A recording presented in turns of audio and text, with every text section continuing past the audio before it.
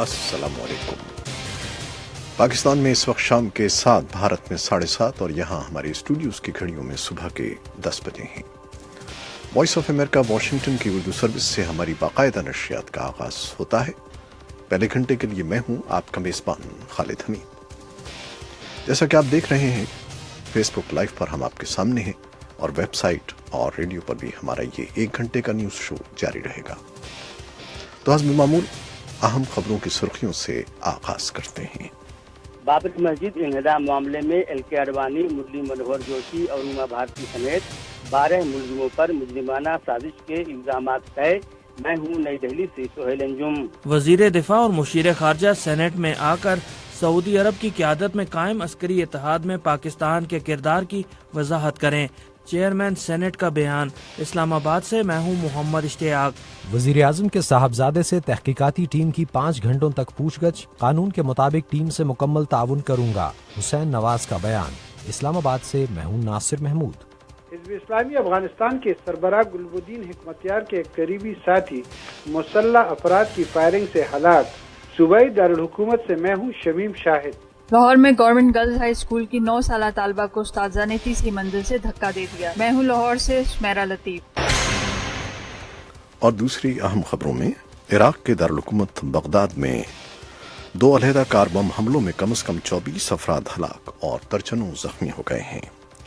और जुनूब मशरक़ी बांग्लादेश में मंगल के रोज मोरा नामी समुद्री तूफान साहिल से टकराया है, जिसमें 2 अफराद हलाक और हजारों घर तबाह हो गए हैं।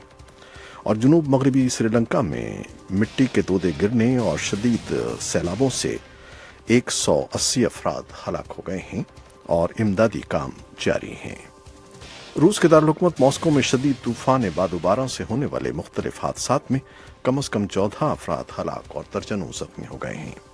मिस्र और लीबिया के जंगी तैयारों ने खबरों के मुताबिक उन दाइश अस्करी पसंदों पर मजीद फजाई हमले किए हैं जिन्होंने पिछले हफ्ते 29 मिस्री ईसाइयों को कत्ल कर दिया था। पनामा के साबिक आमिर मानुएल नोरिएगा 83 बरस की उम्र में इंतकाल कर गए। उनका दौर बदउनवानी और तशद्दुद के हवाले से याद रखा जाता है। खबरें अब तफसील के साथ। भारत में सीबीआई कोर्ट ने 1992 में बाबरी मस्जिद को मिसमार करने की साजिश के सिलसिले में सीनियर ओहदेदारों पर फर्द जुर्म आयद की है। इनमें साबिक नायब वजीर आजम एल.के. अडवाणी, भारतीय जनता पार्टी के सीनियर लीडर एम.एम. जोशी और काबीना की वजीर उमा भारती को साजिश में किरदार अदा करने पर मुरीद इल्जाम ठहराया गया है, ताहम उन्हें जमानत पर रिहा करने की इजाजत दी गई है। भारतीय जनता पार्टी ने अपने लीडरों की हिमायत करते हुए उन्हें बेगुनाह करार दिया है और इस उम्मीद का इजहार किया है कि वो रिहा हो जाएंगे। नई दिल्ली से सुहेल अंजुम की रिपोर्ट। लखनऊ की खुसूसी सीबीआई अदालत ने 12 मुलजिमों के खिलाफ उनकी मौजूदगी में मुजरिमाना साजिश के इल्जाम तय कर दिए। इससे कबल जब अदालती कार्रवाई शुरू हुई तो तमाम मुलजिमों की तरफ से जमानत की दरख्वास्त पेश की गई, जो कि 20-20 हजार रुपये जाती मुचलके की बुनियाद पर मंजूर कर ली गई। उसके बाद उन्होंने साजिश के इल्जामात से बरी करने की दरख्वास्त पेश की, लेकिन अदालत ने ये दरख्वास्त मुस्तरद कर दी और मुजरिमाना साजिश के इल्जामात आयद कर दिए। मज़कूरा लीडरों के अलावा जिनको मुलजिम बनाया गया है उनमें साध्वी रितंबरा, विष्णु हरि डालमिया, नृत्य गोपाल दास और बैकुंठ लाल शर्मा वगैरह हैं। 6 दिसंबर 1992 को दर्ज की गई एफआईआर में इन लोगों के नाम हैं और ये इल्जाम आयद किया गया है कि इन्होंने मुतनाज़ा इमारत को मुनज़्ज़म करने के लिए भीड़ को मुश्तइल किया और मुजरिमाना साजिश की। इस सिलसिले में रायबरेली की खुसूसी अदालत में कार्रवाई शुरू हुई। उसने 2001 में मुजरिमाना साजिश के इल्जामात खत्म कर दिए। 2010 में इलाहाबाद हाई कोर्ट ने इस फैसले को बरकरार रखा, लेकिन इसी साल 19 अप्रैल को सुप्रीम कोर्ट ने इस मामले पर नजरसानी के बाद कहा कि मुजरिमाना साजिश का इल्जाम वापस लेने की कोई वजह नहीं है।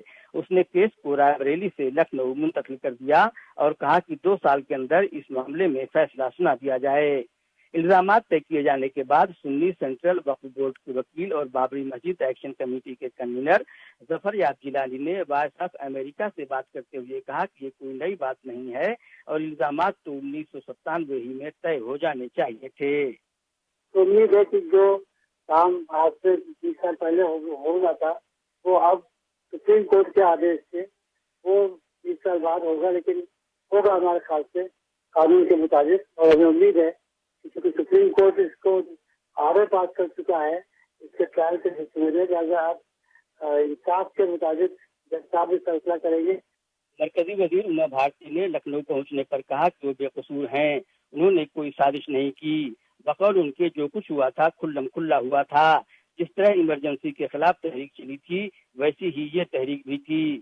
بتایا جاتا ہے کہ ایل کے اڈوانی جب لکھنؤ پہنچے تو وہ اس بات پر ناراض تھے کہ ان کا کوئی قصور نہیں ہے، پھر بھی انہیں عدالت میں حاضری دینی پڑی۔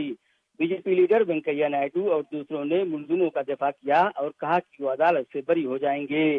دراصل سپریم کورٹ نے منگل کے روز گجرات کے ایک پولیس افسر رما بھائی بھگوریا کی اس درخواست پر فوری سماعت سے انکار کر دیا جس میں اپیل کی گئی تھی کہ بلقیس بانو اجتماعی زیادتی معاملے میں بامبے ہائی کورٹ کے ذریعے سنائی جانے والی سزا پر روک لگا دی جائے۔ جسٹس اے کے سیکری اور جسٹس دیپک گپتا نے سی بی آئی کو نوٹس جاری کرنے کی درخواست بھی رد کر دی۔ بھگوریا کے وکیل نے عدالت میں کہا کہ ان کا موکل پہلے ہی جیل کاٹ چکا ہے اور اگر سزا پر روک نہیں لگائی گئی تو اس کی ملازمت چلی جائے گی۔ بامبے ہائی کورٹ نے اپنے فیصلے میں 5 پولیس افسروں اور 2 ڈاکٹروں کو بھی سزائے عمر قید سنائی ہے۔ گجرات میں 2002 میں ہونے والے فسادات کے دوران بلقیس بانو کے ساتھ اجتماعی زیادتی کی گئی تھی اور اس کے خاندان کے 14 افراد کو ہلاک کر دیا گیا تھا، جن میں اس کی ایک شیرخوار بچی بھی تھی۔ سہیل انجم، وائس آف امریکہ، نئی دہلی۔ پاکستان میں سینٹ کے چیئرمین میاں رضا ربانی نے وزیر دفاع خواجہ آصف اور خارجہ امور کے لیے وزیر اعظم کے مشیر سرتاج عزیز سے کہا ہے کہ وہ اس بات کی وضاحت کریں کہ سعودی عرب کی قیادت میں تشکیل کیے گئے فوجی اتحاد میں حکومت کا سرکاری موقف کیا ہے۔ چیئرمین سینٹ نے سلسلے میں حکومت کے رد عمل پر ناپسندیدگی کا اظہار کیا ہے۔ اسلام آباد سے یہ رپورٹ دی ہے محمد اشتیاق نے۔ پاکستان کے ایوان بالا یعنی سینٹ کے چیئرمین رضا ربانی نے وفاقی وزیر دفاع خواجہ آصف اور مشیر خارجہ سرتاج عزیز سے کہا ہے کہ وہ ایوان میں پیش ہو کر سعودی عرب کی قیادت میں قائم فوجی اتحاد میں پاکستان کے کردار کی وضاحت کریں۔ رضا ربانی نے اب تک اس بارے میں حکومت کی طرف سے مکمل جواب نہ دیے جانے پر برہمی کا اظہار کیا۔ منگل کو سینٹ کے اجلاس میں بعض اراکین کی طرف سے بھی کہا گیا کہ ایسی اطلاعات سامنے آ رہی ہیں کہ اگر اس اتحاد کے کسی رکن ملک کی طرف سے اپنے ہاں باغی فورسز سے نمٹنے کے لیے مدد کی درخواست کی گئی تو مسلم ممالک کا عسکری اتحاد ان کی مدد کرے گا۔ ان اطلاعات کے تناظر میں اراکین سینٹ نے کہا کہ حکومت یہ وضاحت کرے کہ کیا ایسی کوئی چیز مسلم ممالک کے عسکری اتحاد کے چارٹر میں شامل ہے یا نہیں۔ سینٹ کے رکن طاہر حسین مشہدی نے وائس آف امریکہ سے گفتگو میں کہا کہ سعودی عرب میں رواں ماہ ہونے والی پہلی عرب اسلامک امریکن کانفرنس میں امریکہ کے صدر اور سعودی عرب کے بادشاہ کی تقاریر سے یہ واضح ہو رہا تھا کہ سعودی عرب کی زیر قیادت فوجی اتحاد کی توجہ ایران مخالف ہے۔ پاکستان کی پارلیمنٹ نے کلیئر کٹ ریجیکٹ کیا ہوا ہے کہ کوئی الائنس جو کہ اینٹی ایران ہوگی یا سیکٹیرین ہوگی یا ریجن میں گروپ بازی کرنے کے لیے ہوگی، اس کے سخت خلاف ہے۔ Pakistan will not join any war against Yemen. Pakistan will not do anything جو کہ انٹرنیشنلی بینڈ ہے، regime change in any country, interference in any country. Senator Tahir Hussain Mashhadi نے کہا کہ سعودی عرب میں ہونے والی عرب اسلامک امریکن کانفرنس میں پاکستان کے وزیر اعظم نواز شریف کو خطاب کا موقع نہیں دیا گیا، جس پر ان کے بقول اراکین سینٹ کی طرف سے شدید تحفظات کا اظہار سامنے آیا ہے۔ ہمارے پرائم منسٹر کو بولنے نہیں دیا وہاں پہ کانفرنس میں۔ We are the only nuclear power. جب چھوٹے چھوٹے ملکوں کو ادھر الاؤ کیا بولنا، تو یہ بھی matter of grave concern with the Pakistan public ہے کہ the due respect and status was not given to Pakistan. اگر انہوں نے ہمارے پرائم منسٹر کو نہیں دیا تو وہ پاکستان کو نہیں دیا۔ گزشتہ ہفتے پاکستانی وزارت خارجہ کے ترجمان نفیس زکریا کی طرف سے کہا گیا تھا کہ سعودی عرب کی قیادت میں قائم اسلامی ممالک کے فوجی اتحاد کا لائے عمل وضع ہونا ابھی باقی ہے۔ واضح ہے کہ پاکستانی فوج کے سابق سربراہ راحیل شریف اسلامی ممالک کے فوجی اتحاد کی کمان سنبھالنے کے لیے سعودی عرب جا چکے ہیں، تاہم پاکستانی عہدیداروں کی طرف سے اس تاثر کو پہلے بھی رد کیا جاتا رہا ہے کہ راحیل شریف کسی سنی اتحاد کی قیادت کرنے گئے ہیں۔ محمد اشتیاق، وائس آف امریکہ، اسلام آباد۔ وزیر اعظم نواز شریف کے صاحبزادے حسین نواز آج دوسری بار मुश्तरका तहकीकी टीम JIT के सामने पेश हुए और पनामा केस के हवाले से उनसे 6 घंटे तक सवालात किए गए। दूसरी जानिब सुप्रीम कोर्ट ने पाकिस्तान तहरीक इंसाफ के चेयरमैन इमरान खान से उनकी बनीगाला रिहाइशगाह के बारे में मजीद मालूमात तलब की हैं, जिसके लिए उनकी कानूनी टीम ने मजीद वक्त मांगा है। इस्लामाबाद से नासिर महमूद ये रिपोर्ट दे रहे हैं। मंगल को इस्लामाबाद में फेडरल जुडिशल एकेडमी में ये बंद कमरा तहकीकात तकरीबन 5 घंटों तक जारी रहीं, जिसके बाद सहाफ़ियों से मुख्तसर गुफ्तगू में हुसैन नवाज का कहना था कि उनसे जो दस्तावेजात मांगी गईं वो उन्होंने पेश की और वो कानून के मुताबिक टीम से पूरी तरह ताउन कर रहे हैं। इंतजार भी किया उनका, हर किस्म के जो है उनके सवालात का जवाब दिए हैं इस वक्त, और जो सवालात के जवाब हैं ऑब्वियसली वो एक इन्वेस्टिगेशन का हिस्सा है और कॉन्फिडेंशियल है। जब कोर्ट ने उसको कॉन्फिडेंशियल रखा है तो हम उसको जो है माफ नहीं कर सकते, लेकिन अर्ज ये है कि जिस तरह उन्होंने जो सवालात किए मैंने जवाब दिए, और जब भी दोबारा वो बुलाएंगे मैं आऊँगा इंशाअल्लाह। तो जो दस्तावेजात वो मांगेंगे मैं उनको पेश करूँगा, और जो मेरे कानूनी हुकूक जो है उसके मुताबिक हों। गो के टीम के इस तहकीकाती अमल को खुफिया रखा गया है और ज़राए इब्लाग को इस तक रसाई नहीं दी गई, लेकिन इसके बावजूद मुख्तलिफ TV चैनल्स और ज़राए इब्लाग में ज़राए के हवाले से खबरें सामने आ रही हैं, जिनमें मुबैना तौर पर यह कहा जा रहा है कि टीम के सामने हुसैन नवाज मुश्किल का शिकार नजर आ रहे हैं। वज़ीर आज़म नवाज शरीफ के बेटे ने तहकीकाती टीम के 2 अरकान की गैर जानिबदारी के बारे में तहफ़्फ़ुज़ात का इजहार करते हुए सुप्रीम कोर्ट में दरख्वास्त भी दायर की थी, जिसे एक रोज़ कबल ही अदालत उज़्मा ने यह कहकर मुस्तरद कर दिया था कि ठोस एतराज़ात की बिना पर ही टीम के किसी रुकन को तब्दील किया जा सकता है और तहफ़्फ़ुज़ात का काबिल जवाज़ होना ज़रूरी है।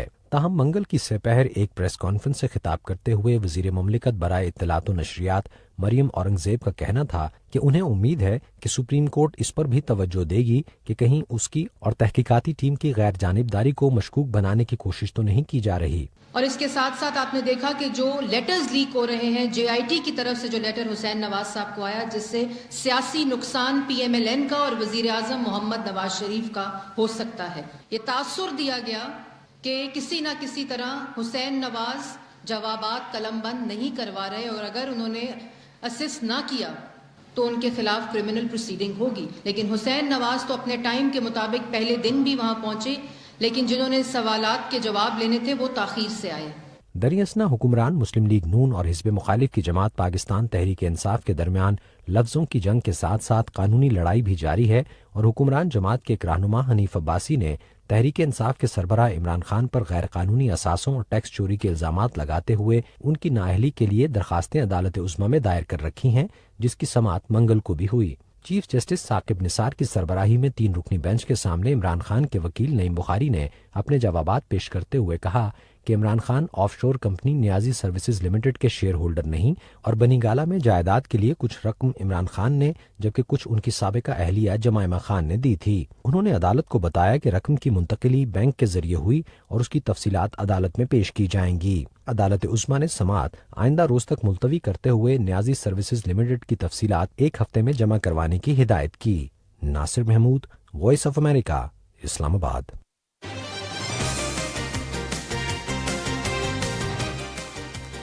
इराक के दारुल-हुकूमत बगदाद में मंगल को पिछले वक्त में पुरहुजूम सड़कों पर 2 अलहदा कार बम हमलों में कम से कम 24 अफराद हलाक और दर्जनों जख्मी हो गए हैं।